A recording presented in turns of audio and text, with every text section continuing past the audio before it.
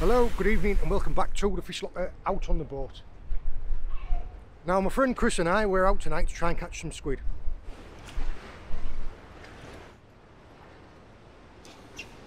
I'll tell you what, that's a good one, that one, mate.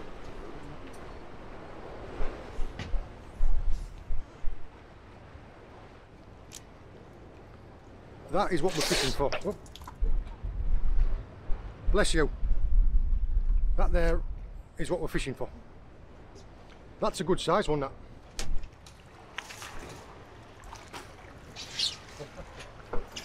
Right in the face.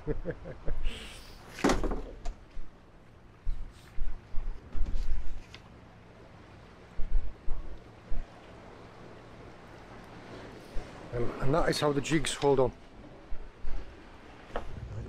Here's one of the squid that we've just caught. It's still alive. You can see his colours rippling. Chris is just going to show you how to dispatch him really quickly. Well, I am just at the back of the head here. Like that. See how his colour changed instantly? All you do is just a quick knock like that, right where this bit of bone comes between the eyes. That was how quick it was. I'll show you once more with this one. Go on, mate. See? Just like that. And I've brought the squids around to Jim's. And here they are in the sink. They look intimidating, but the preparation is quite simple. I've done a couple already because I needed to get some of the flesh marinating for a couple of hours. So that's in olive oil and paprika, salt and pepper, black and white pepper. So I'll pop that back in the fridge. And these are the rings and tentacles. So if we come back to the sink, John, we'll show you how to get that far. If you don't want to do this yourself, I'm sure you're a fishmonger. Just get rid of the, I don't know what the term is, but holding tentacles. Yeah. There's two different types in it. These are the ones that they shoot out and grab prey with, so these have got the most offensive suckers on them. They stick to you. Whereas all those ones are all the same size. Right, there's the body, there's the head. Just take hold of the head behind the eyes and gentle.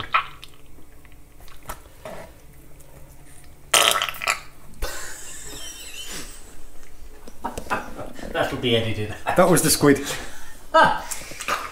Yeah. Oh, no, I didn't want that to happen. To show that all the videos are always honest, that wasn't actually meant to happen. What you're ideally supposed to do is when you get hold of the head, if you twist it a little tiny bit, you pull it, and the head and all the guts slide out in a water. So, but as you can see here, anyway, the head came off in one piece, and it's left the innards inside the squid. So I'm going to put that into the basin. We'll come back to that and retrieve the tentacles in a moment, but there's nothing else to do now, just fingers in and that's what should have happened, a gentle pull. There, all of that's actually what it's been eating there, look. Yes. And there's the ink sac.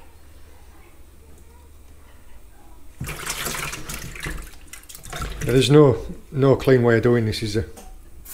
Well, the two I prepped earlier, although their ink sacs had ruptured, they were pretty clean actually. Oh yeah, it's just like that fisherman's tale, isn't it? Oh, you should have been here yesterday. You should have been here yesterday. No, well, there's no point because they weren't here. But let's just give that a rinse. Okay, back to the board. And then these wings, we want to get hold of those. It's just a thin membrane, isn't it, that's holding it on, so you can just pull it away from there.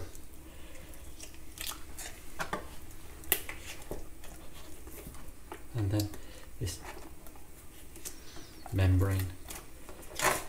They're an interesting creature, aren't they? Because they don't. I mean, even a cuttlefish, which is very similar, has a hard bone, has a hard skeleton in the back, whereas squids. And that's of no use. No use for the cooking, but I'll take all of these and I'll use these for bait. There's the head that separated itself. Its beak is there. So just in front of the eyes with a knife. Yeah. Well, actually, that's that's the beak there. That's the hard beak, and this is the bone that comes out of the insides that Jim will show you in a second. Look at the colour of the dishcloth. I'm in enough trouble. That's Carol's best dishcloth. Oh my God.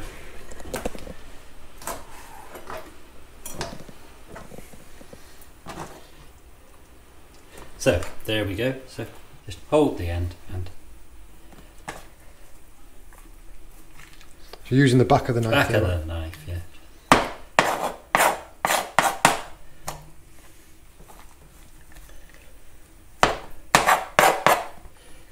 And there you can see the just get the quill. Get hold of that with your fingers. Is that what you'd call it? I would have called it a spine, but it's like a quill, isn't it? It's like a quill. Okay. You know, you could dip that in the ink. If you know the proper name for it, well, I'm sure you're going to tell us. It's a piece of cartilage, isn't it? Yeah, it is. It's like a saying, cuttlefish. It's rock hard. It's like well, you have it in canary cages. You have it in canary cages, don't you? Right. There we go. There's still a bit of, as this is a. When they're smaller, you can turn them inside out. But yeah, it's more difficult as they get large. You turn them inside out and you can just scrape them like Jim did. Through a little bit of careful manipulation, I did manage to turn it inside out. So that, I can't show you on the camera because it took both my hands. But yeah, basically you just poke the end back through on itself and turn it all the way inside out. So Jim has been able to clean all of the little bits of membrane off the inside. Yeah, it's a good way of getting it open actually. The smaller ones are much easier to turn inside out. Just cut this into rings. A good thickness of meat, isn't it? It is. When you're making them into rings, is it just personal preference as to how big? Or do you need to, obviously if they're all the same size, they'll all cook at the same. So as long as you do them all the same thickness, they'll all cook the same. These will take a good couple of minutes each. Still a bit of membrane. Right, we'll sluice those into some cold water and we'll add them to ones I made earlier. Are you going to put these tentacles in there as well? I'm just going to rinse those off, John. Right, you can see the difference, can't you, with the suckers? The smaller tentacles have only got little tiny ones on, whereas those great grabbing ones, which they fire out to latch onto their prey. There they are. Okay. We were just talking when we were catching them, we're saying you wouldn't like to meet up with one of the ones that's 100 foot long, would you? You'd stand no chance. Righty. There'd be no Netflix films in that one, John. There'd be not left of anything. This is a good size, or maybe even smaller, to clean and then make like a savoury couscous or a savoury rice and fill the pouch and then coat them in olive oil and roast them. We'll keep that in mind for another session. Right, so we'll get rid of the grabbers. They're of no use. And then this one will behave. We hope. No, it isn't, John. I don't know my own. Don't know your own strength. Just to show, all I did there was I just put my fingers, one finger up. There's a little piece of membrane attaching the inside of there. I just poked my fingers up inside of it and just gave it a little bit of a twist like that either way. And then when you gently pull, it should pull all of the innards. That's the way it's done. Like that. So there's the head, there's the two grabbers, and that's all of the innards, like that. So this should be hollow now. This little squid we will just open up. We can just clean out the rest of the There's your little quill. There it is.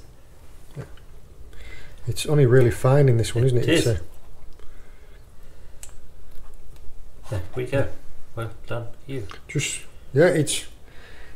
I wouldn't even like to say how thin it was. It's yeah. I'll tell you what it reminds me of. You know, like when you used to get like a little carton of juice and your straw would be inside of a little... Oh, yes, indeed. The little sleeve. Yeah. Right, there's the inside of the flesh. And with a sharp knife, just going to score diagonally across, not all the way through.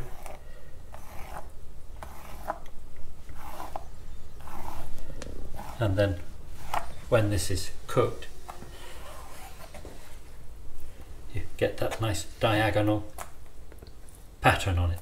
I mean, if you could marinate these and slip them on the barbecue, or pan fry them, griddle them, whatever you wished, but that's the way to do it. Score on the inside of the flesh, and it gives you the opportunity to tidy them up beautifully. So we'll put those in there to drain. Yeah, so you're putting them in a colander so it drains any Yeah, it excess just off them. drains the excess. Is that so that when you come to fry them, it doesn't spit all over the place? Yeah, but hopefully we've prepped our squid. Now we're going to get down to some cooking. I did earlier make some flavoured mayonnaises, purely for the fact that the longer you leave them, the better the taste. This is just a good dollop of Hellmann's mayonnaise with a teaspoon of paprika. I happen to have that. It's a delicious product, but smoked paprika, ordinary paprika from your supermarket jar is perfectly fine. Little bit of salt and some ground white pepper. Now that will be heat enough for me. You could, if you wanted, put a pinch of cayenne in there to make it more fiery, or even some chopped chilli. This one again is a good dollop of ready-made mayonnaise, and I finely chopped some flat leaf parsley, bit of basil, lemon juice and salt and ground white pepper. Got a pan on to warm, and we're going to cook a risotto base for this particular dish, and I will use the squid flesh that we scored, because I shall griddle that and then it will be served on top of the risotto dish. I'm doing risotto because I haven't got any long grain rice, otherwise I would do a sort of more dry Spanish type dish or Creole dish. We have so many opportunities available here, but because I've only got risotto rice today, it's going to be a risotto. I have some squid in the freezer from this last haul, so we can. Let's do some more, because they're endless, really, John. From our last catch and cook, I found 4 shallots, so I'm going to use those because we couldn't find a Spanish onion at the supermarket, and a Spanish onion is much sweeter and more suited to this dish. So we'll use these. I'm going to turn the heat down. Don't want a great deal of colour. And that's just in olive oil. And that's in olive oil, yes. Whilst we're on the subject of olive oil, I'm going to fry some of the squid rings in olive oil. So we bought a cheap sort of pomace olive oil. Don't waste good money and decent olive oil on frying. This is a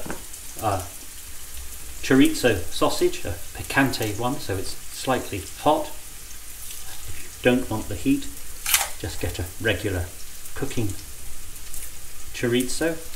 I've cut it in half. I'm probably showing my ignorance now. I've never peeled the skin off a chorizo before. Oh, haven't you? Have I been eating the skin and I shouldn't have been? You don't seem to have done you any harm, John. Yeah, not that I know of. Right, I'm just going to slice this in. Well, there, we'll never know. It's best left up. I'm just going to The chorizo will take a good bit of cooking. We want the fat to come out of it so we can, and most importantly, the flavour. So we'll lump those in.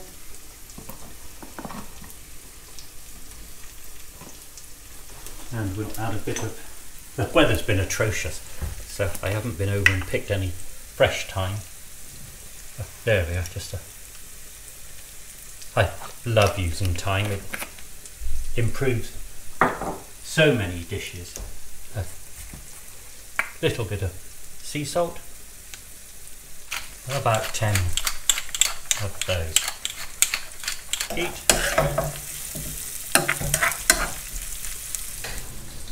That'll teach me a lesson. That I've just been talking about that chorizo. I'm talking about eating it with the skin on. I was saying, I tried a bit of that. Yeah, there is some spice in that. It's a little bit spicier than I was expecting.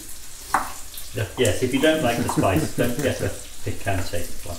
I was getting lots of sympathy from you, Jim, as I'm choking. Right, I'm just chopping a couple of cloves of garlic, John, to go in with our shallot. And you can see the oil coming out of the sausage. Coming out of the sausage. It's staining the onions, isn't it? Yes. Oh, the smell is heavenly. Regular arborio rice. I should measure this really. We've spoken about this before, haven't we? Well, how much is a full bag? That's 500 grams. 500 grams. So we've used half of it. I'm probably going to use 300 grams, I would say. You can see all the oil that's come out of the sausage there, can't you? Yeah, I promise I will try and measure the quantities rather than. You said it best when you said that some things in life don't need to be quantified. It's all just done by. I'm going to put a bit more in because just why not? It'll taste even better tomorrow. Yeah. It's one of the wonders of cooking that things taste so much better if they've been left to stand. We were talking about this, about like a stew. Saying that once you cook it, if you leave it for the days, and you were saying that if you're ever going to make a soup, you make a soup in the morning, don't you? Yeah. So that by the evening when you're cooking it, it's matured. And the same thing with the marinade in there and the sauces that we've got over here. It's leave things stand. A lot of things improve for curries, and especially improve overnight. And chilies. Yeah, we're having chilies tonight. Speaking of which, got a chilli simmering away there. Well, I thought it was simmering. The gas had gone out on it. Now I'm just stirring this rice around so it all gets coated with those lovely fatty sausage juices. A vegetable stock cube in hot water. I have no. We got in there. You've got a pint of water. And there we are. The McGuigans. Dry, as you know, I'm passionate about McGuigans. Any dry white wine for this. Well, you don't even need to use a wine, do you? Or a non-alcoholic. It doesn't need to be. It doesn't. You don't need to use wine, but I like to put it on the shopping list for John because it gives me a couple of glasses for later. Gas up a little, and we're just going to cook the alcohol out. You'll just simmer that through until it absorbs it all, and then add a little bit more on the stock. Yeah, then we'll start adding some stock. Wine has gone. Let's just start.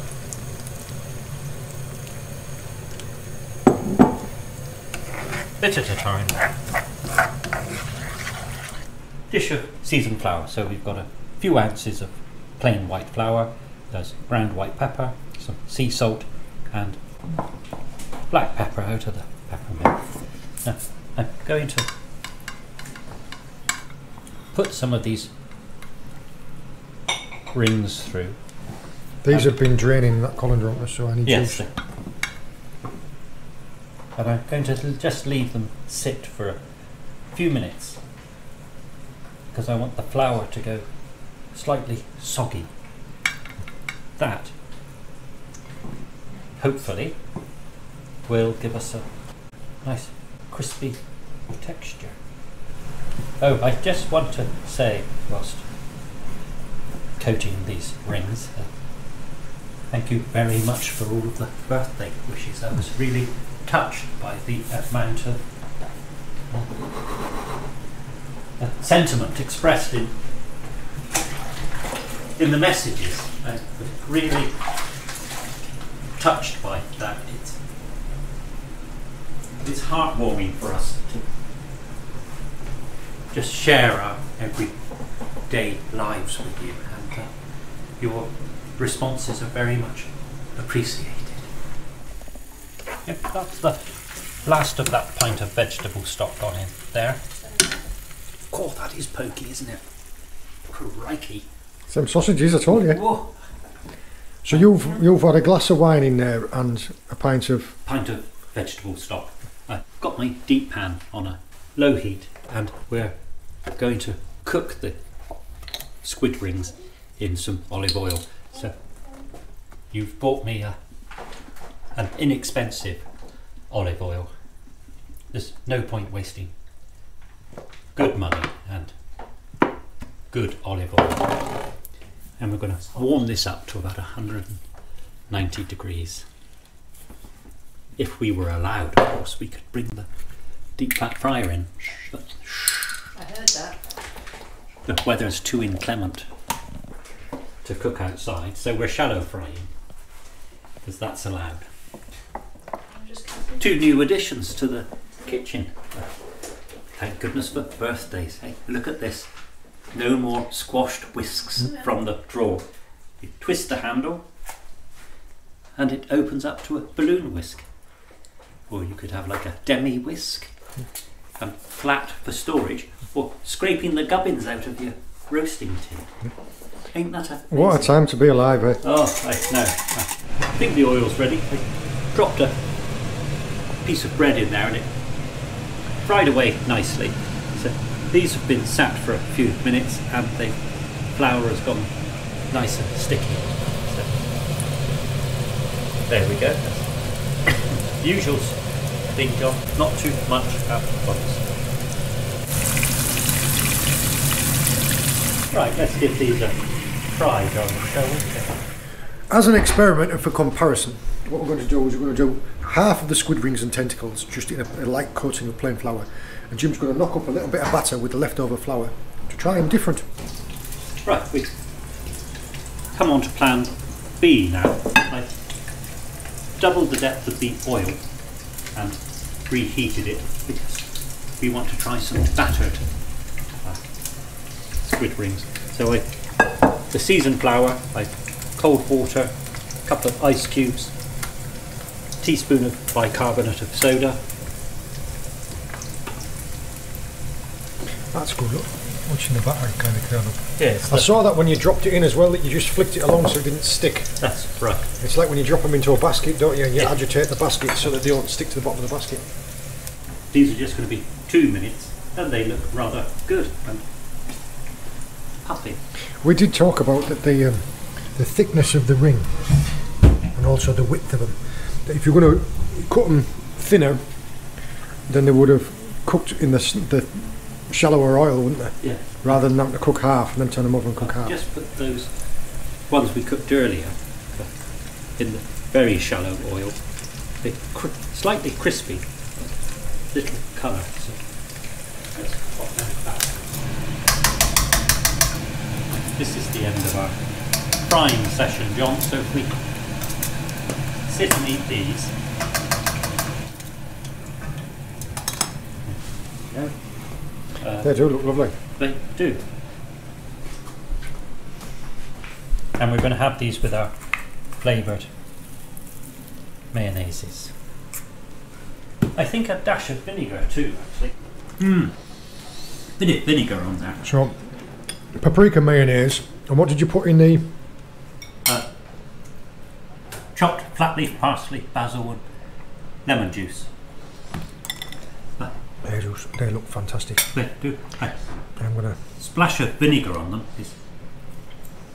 Have you put vinegar on them? the smaller one I just stripped and then scored, didn't you? Whereas the larger ones have gone into Rings. proper size rings. And this was the paprika mayonnaise.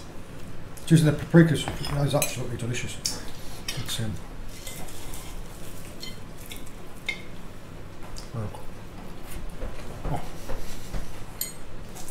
And the cracked salt on top as well is Lovely, isn't it? mm. Bit of vinegar instead of the lemon juice. It makes it, well, obviously because it's salty, it makes it taste more of the sea, doesn't it? It's the same strange thing, but it does it. You could do a flavoured batter if you wanted to as well. Mm. You could put smoked paprika or cayenne pepper into the batter. But that's the lovely Spanish paprika from the small tin. That's plenty hot enough for me. Oh yeah. Perfect.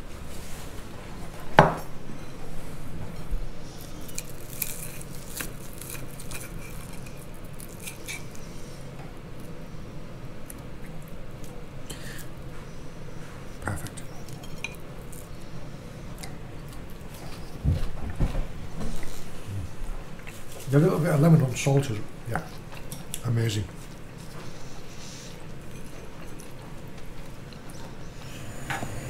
Our cooked risotto, handful of chopped flat leaf parsley over the top. That's quite happy there. We've got a hot pan for griddling a marinated squid, and I've got a bit of olive oil in a warm pan here. And I'm going to pop in some hard cherry tomatoes and chickpeas. So your marinated squid, that was olive oil, black pepper, chilies? One red chilli, de-seeded, sliced, olive oil, paprika, salt, white pepper and ground black. So whilst that is cooking over there, Oh, you saw it contract there where it hit the heat, didn't you? they've had a minute. It wasn't even a minute, was it? It was probably 30-40 seconds aside. First piece.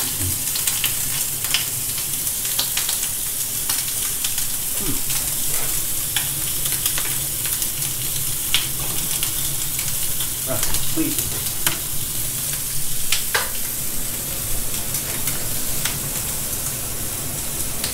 Well, the griddle adds a... I'll tell you what, it's just spicy, isn't it? Cool. But it's, that griddle adds a lovely flavour to it. Right, let's make our warm risotto. It's everywhere, isn't it? This is a warm dish. Just got some rocket, softened cherry tomatoes and chickpeas, a little bit of garlic in there. Oh, the smell from that, the tomatoes and the chickpeas and that, it smells absolutely wonderful. So we'll pop the first ones there.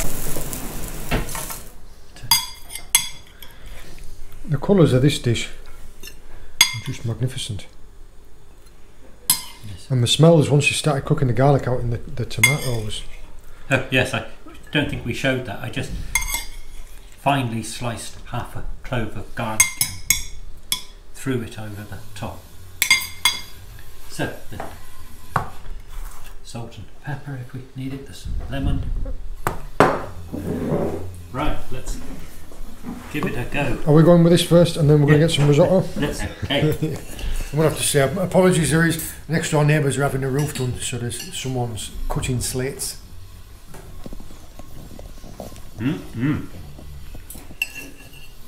Jim and I are getting well stuck into the risotto and the squid. The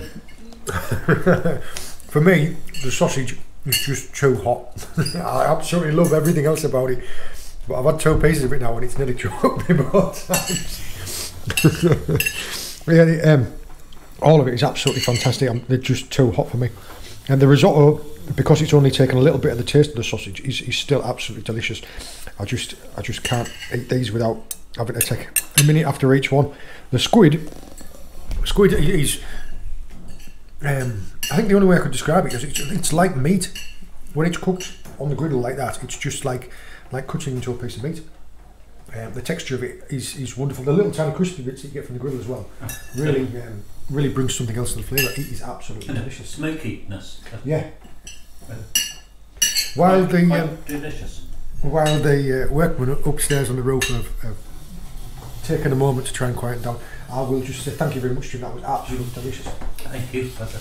We have a couple of squids still left in the freezer now, so we will put our heads together and see if we can think about something else to do. I hope you enjoyed joining us. I hope you found it interesting. All the very best. A piece of that sausage. It creeps up on you. Thank you. See you later. Bye. Bye.